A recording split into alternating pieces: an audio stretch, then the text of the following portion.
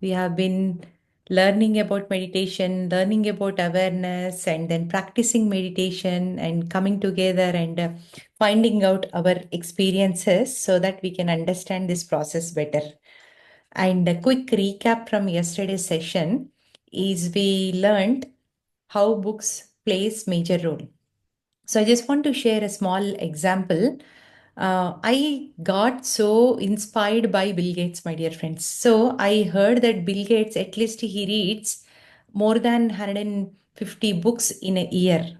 So imagine the busiest person in the society. He's running so many businesses and he's on top of everything, but still finding time to read books is something that message has to be taken seriously, my dear friends.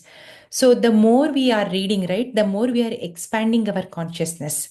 So when we do not know anything, our consciousness is very limited, and we are not able to explore the world as it is, right?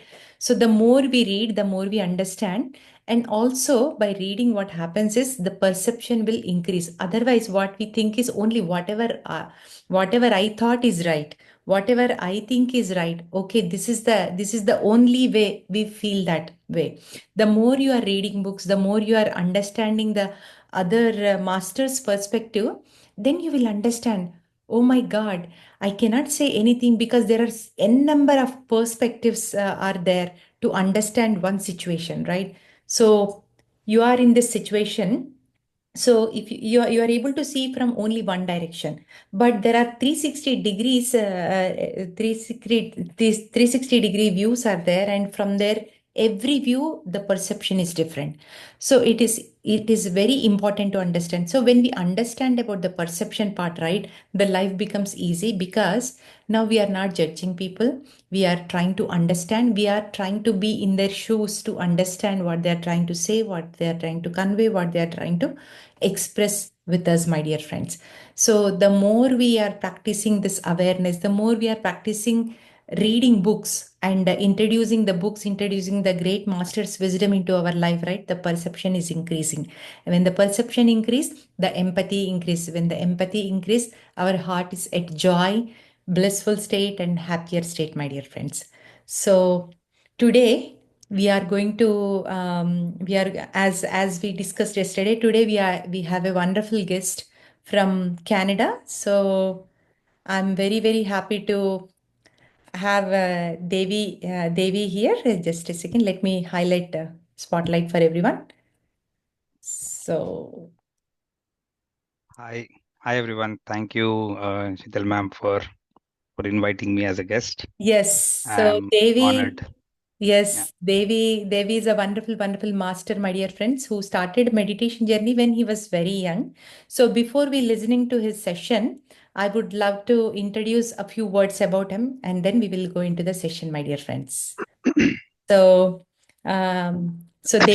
Devi Prasad is an educator, entrepreneur, and sports enthusiast with a deep-rooted passion for spirituality and Vedanta. An alumni of IIT Roorkee, he holds an MBA from the Indian School of Business and Queen's University, currently serving as a product manager in Conestoga College in Canada. He brings clarity and purpose to every role he takes on. A dedicated practitioner of Vipassana meditation and a devoted follower of Swami Vivekananda, Devi integrates timeless wisdom with the purposeful actions in his daily life. Inspired by his father, friends, and extended family, he aspires to become a caring husband, a supportive son, and a kind soul to all he meets.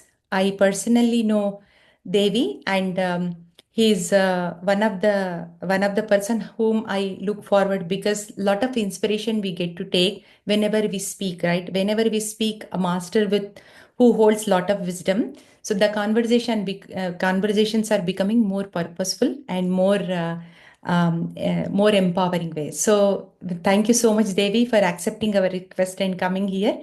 And the stage is all yours, and we would love to hear your journey. Yeah, I mean, honor is mine because it's always pleasure to share some of my experience and knowledge. to others so that it benefits.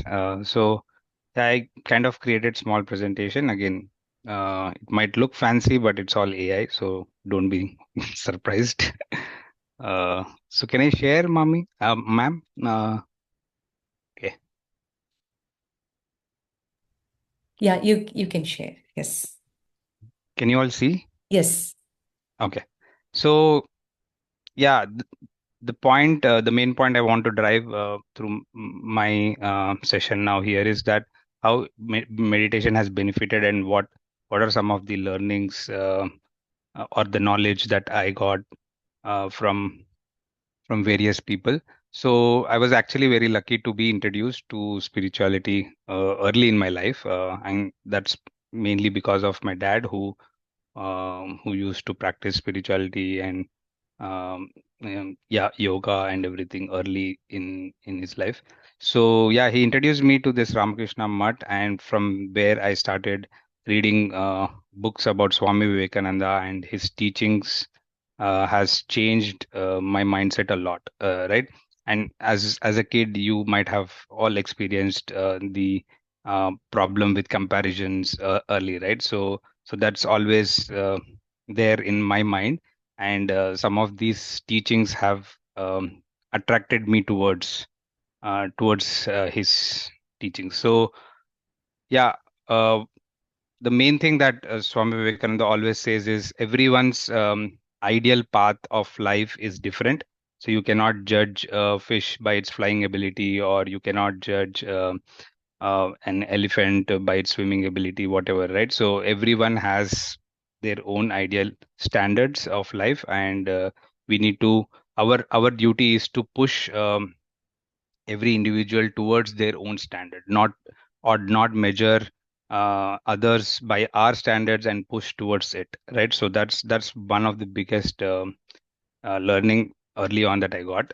And yeah, mainly he also said there are various ways to live lives, but broadly, if you categorize, there are mainly four ways, and each one uh, is great in their own way. Like philosophers think obtaining knowledge is the only way to understand truth and seek freedom, and but worshippers like devotees who thinks loving God and praying every day and chanting mantras and all is the only way. And but workers, like all the employees and all, may think earning money and helping their family grow and doing charity, building hospitals, schools is the only way. And then there is this monk or the yogi lifestyle where controlling themselves or their senses and mind is the only way. But there is, he explains it really well. Uh, a person who is serving his family, going to office every day and taking care of his children is equally great compared to a monk who is meditating in Himalayas, right? So there's no comparison between these two. Equally, they are equal. So that's one big learning I had, and yeah, one of the big perspective that he imparted me, Swamiji imparted me, is that most of the sufferings and problems are because of lack of self control, and some and to some extent because of the ignorance, right? So yeah, so the the only way to end all your sufferings is through self control, and it's like fire, right? ಇದು So ಹೆಂಗಾಲಿ sorry, uh, ಬಿಟ್ಟೋಗ ಇವಾಗ give me 1 second. Yeah, yeah, so basically if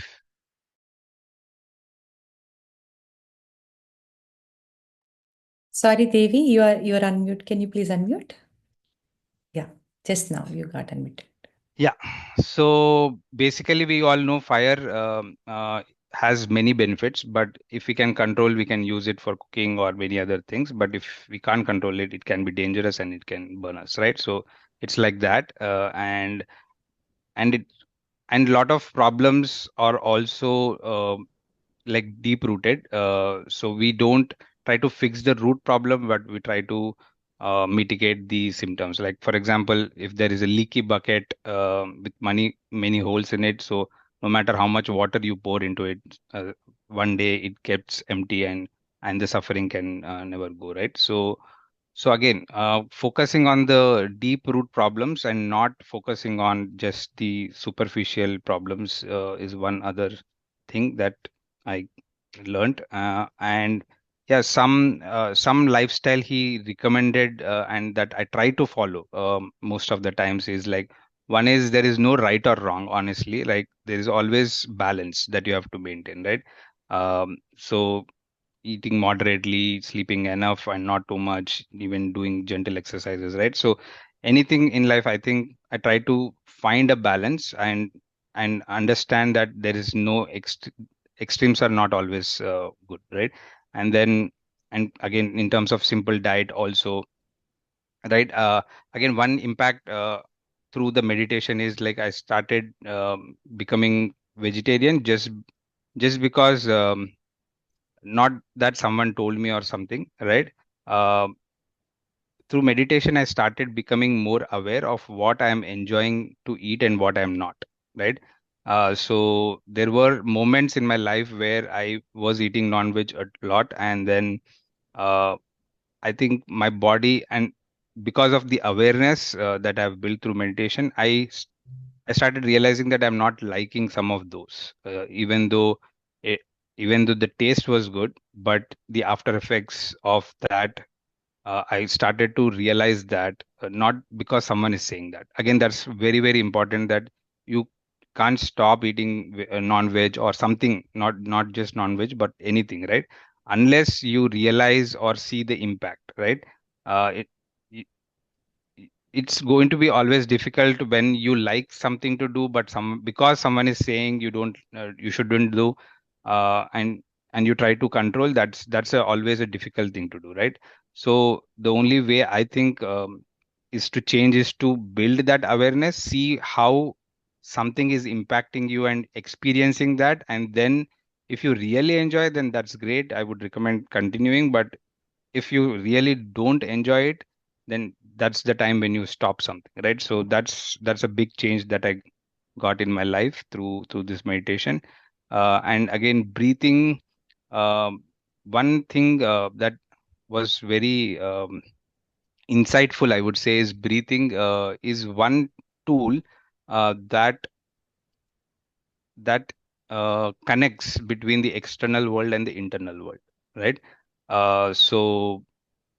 So there is the external world, which is all known to us, and then there is an internal world inside, which is all unknown to us, right? So I don't know what is happening inside, but that breathe is the only thing that is connecting both, right? So focusing on that can help you control your mind and body. Uh, because breathe is only one thing that you can do intentionally and unintentionally, right? You can actually change your breathe and all intentionally. You can breathe heavily and not, but if you don't also, unintentionally you will keep breathing, right? So that's the very unique part, I think, I would say, which we can use to explore ourselves, right? And again, purity is one thing that, I mean, um, conserving energy and using it in a right channel is the other key thing of the recommended lifestyle. Yeah, again, the other thing I took away a lot from his teachings is the power of concentration. So he explains beautifully that there is one difference, only one thing can separate between two people. That is the power of concentration, right?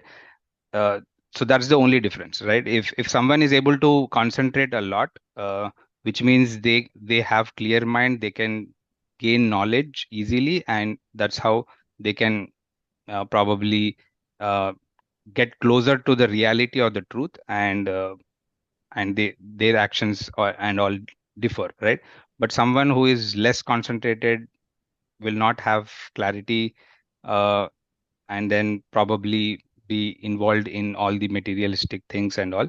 So so he also gives you a nice analogy, like an astronomer looking at the stars. So we look at the stars from far, we just see them and enjoy. But to see them clearly, again, the astronomer uses something like telescope and they can see it clearly and they learn more about it. That so like concentration is like that, like using a telescope. So we need to focus on what we want to learn to to get clarity about ourselves, and get closer to the truth, basically, right? So that's one thing that always stays with me.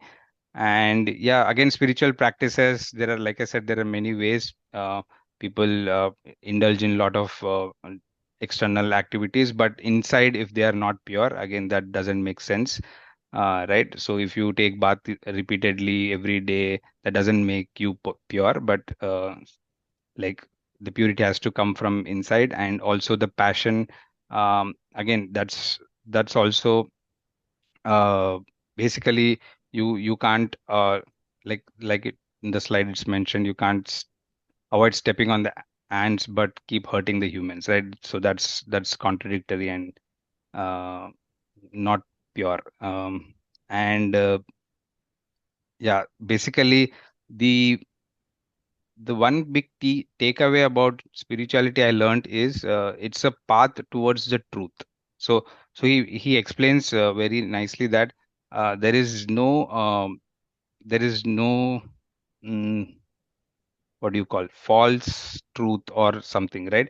So there is lower level of truth and then there is a higher level of truth, and man's journey or person's journey is going from one level of truth to another, right? We all know like basic truth, like we all breathe or sun rises in the east or some, these are like basic level of truth, but the highest form of truth is something else. And whoever is on the path of seeking that higher truth is actually on the path of spirituality, right? So that's again an amazing way to look at it, right? Who is spiritual and not, right? A lot of people say, "Do you believe in God or not?" I would say like I am a spiritual person because I am trying to seek that truth. So that's my definition, and that always served me well. Um, and then yeah, again, how meditation helped me overall is that basically understanding of what meditation is, how and the process of meditation itself helped me a lot in continuing my practice, right? So one thing, like theoretically, how meditation works is that basically separating yourself with the soul, right? So imagine there is a crystal, right? So crystal is very pure and shiny, right? But if you keep that crystal with some red flower or some other color, it takes that color, right?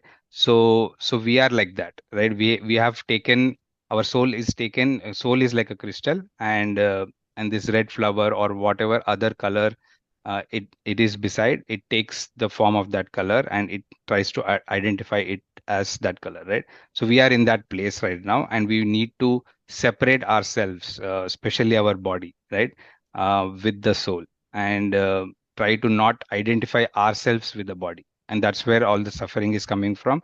And meditation is one way to uh, get shed that light on that. So one, again, another example, he really stuck with me, Swamiji shared, and that stuck with me, is like, if you see a rope in the darkness, right, there is a high chance that you can confuse it with a snake and be scared, right?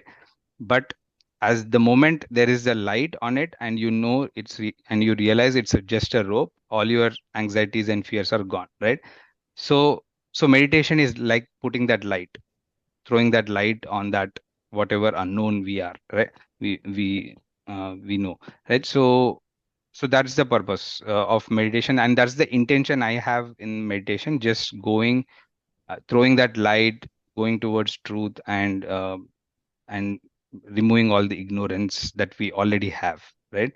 uh, yeah, and the last one, again, there are different stages of meditation according to Swamiji, and he said first level is concentration. It's like we are trying to focus our mind on something, and then the second is actually focusing and staying in that stage, and the third part is actually completely becoming part of that object, right?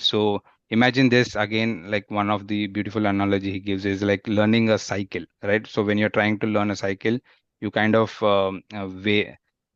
shake a lot, trying to balance yourself. That's like the first stage. And the second stage is where once you learned how to balance, then you are riding it smoothly. So that's the second stage, and the third stage is that's an ultimate, which again we can, I haven't experienced so far, but he says theoretically it's like you feel that cycle is part of you and you live with it, right? Like it's like you are living with the cycle and you don't even realize that you and the cycle are two different things, right? So it's just one, right? That's a powerful thought, but again, theoretically it sounds good, but once you experience it practically, it will, and you will never want to come back. Yeah, so that's the stage. Again, and I'm also a huge Vipassana meditator, and I did 10 days course, and I did multiple 1 day courses. And this also focuses on breathing a lot as a starting point.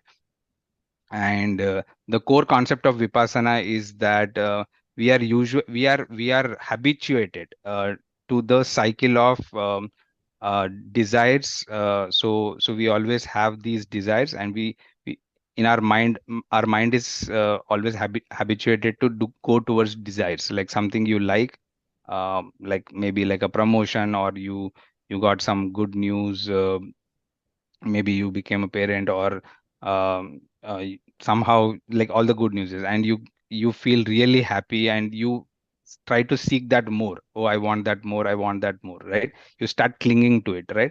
And then there is the aversion, right? The opposite, where something bad happens and your mind always says, no, this is something I don't want, please get rid of this, I want to get rid of this, right? So that is the aversion, and we are always in this cycle of chasing the desire and trying to avoid the bad things, right? And unless we come out of this pattern, and we are always going to be in the suffering, right? There is never a real peaceful mind we can have, right? And this can happen only by observing the breath, and that helps you that helps you to improve your concentration. And with that, you can start feeling subtle sensations in your body. Actually, there are a lot of sensations in our body. We never realize it. Like unless, I don't know, like there is so many things happening in our body, right? But rarely we feel an itching sensation, or a tingling sensation, or a different temperature, right? We feel that rarely, but it's actually happening every minute. But our mind is not so sharp right now that it's not able to recognize those things, right? So meditation, when I do a deep meditation, or when I do for many days continuously, so that sharpness has always increased, and then I start feeling this lot of different sensations, which again, when I keep observing that, um, I realize that they keep changing. So the whole principle of Vipassana is that these sensations come and go, similarly like the desires and the everything, the things that you don't want, all these, and nothing is permanent, right? So once you theoretically understand that, and through meditation, when you understand that, you try to disassociate yourself with this body, right?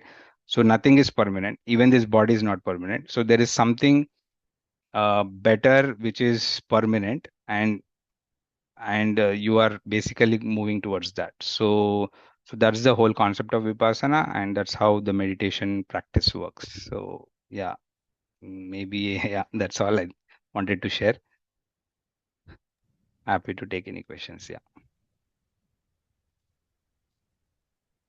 Thank you. Thank you so much, Devi. Your Yeah. sharing was full of compassion. I Yeah. learned a few things from your sharing. Is Yeah. one, the love towards the guru and the Yeah. surrender. Like take fully whatever the guru is saying and try to implement it. And I Yeah. have seen you are practicing that. And the second part is you are allowing the other being to be as they are Yeah. Yeah. and understanding their level of evolution and the understanding that everybody has their own path and allowing Yeah. them to be who they are. And Yes. this is a wonderful, wonderful thing. Yeah. Non-judgmental, comparison. Like you're allowed to. You also explained that do not compare uh, Yeah. from one to other. So I really love that concept, and I also Yeah. loved the example what you gave, the crystal concept. We are Yeah. all pure, but because of our surroundings, we have been Yeah. trained ourselves that we are that. Yeah. Now meditation is helping us to become that crystal again. Crystal. I Yeah. really, really love that. And there is another example you gave, the rope and the snake, The right? snake. So meditation is a light and absolutely wonderful. I also resonate with that. And Yeah. lot of great sharings, Devi. And Vipassana, Yeah. I have seen so many people practicing Vipassana, but few people I have seen that they are also doing every day Yeah. the practice, and you are one of them. And I'm so glad that we are able to listen to your wisdom today. Yeah. Friends, if you have any questions to Devi, please feel free to let me unmute everyone so that you can. Yes, Devi, you want to say something? Yeah, I mean, I'm actually very glad to be sharing this because the other mindset that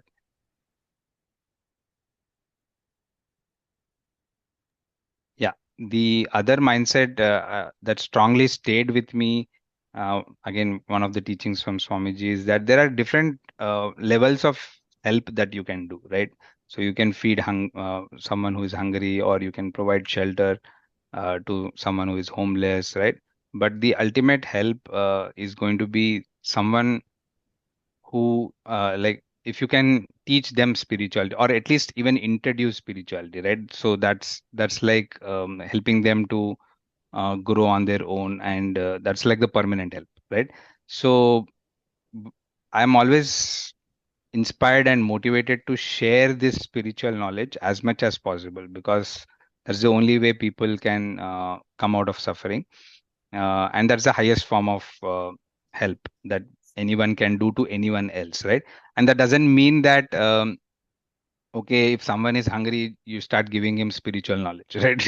That's how it doesn't work, right? So you have, these are the stages that someone has to go through. Like someone who is well fed, who has proper home, and who is having basic education can only be introduced to and spirituality, right? So that doesn't mean that you stop feeding the hunger people, or stop helping homeless people. But yeah, like when you're helping, also see what level of help is required to them, and where you are try to share as much as possible. In fact, the other philosophy that Swamiji shared, that is usually people feel when you help someone, they are in debt to you, like, oh, I helped that them so much, and yeah, they are in debt, and they should help us back when required, right? So that's the natural way to think. But Swamiji always said that if you are helping someone, you should be grateful, because of them you got the opportunity to help, right? And that process of helping others is actually purifying you, right? So you should be in fact in debt to the person who gave you an opportunity to help, right? That again is a like out of the world concept. These things actually, yeah, changed me a lot and my mindset. So yeah, um, so if you can feel some of these or have these mindsets, I think your way of life changes, and actually other people who are around you uh, like also change. Like it finds so inspiring to see someone living with that mindset, right? So yeah. Wonderful, wonderful. Friends, I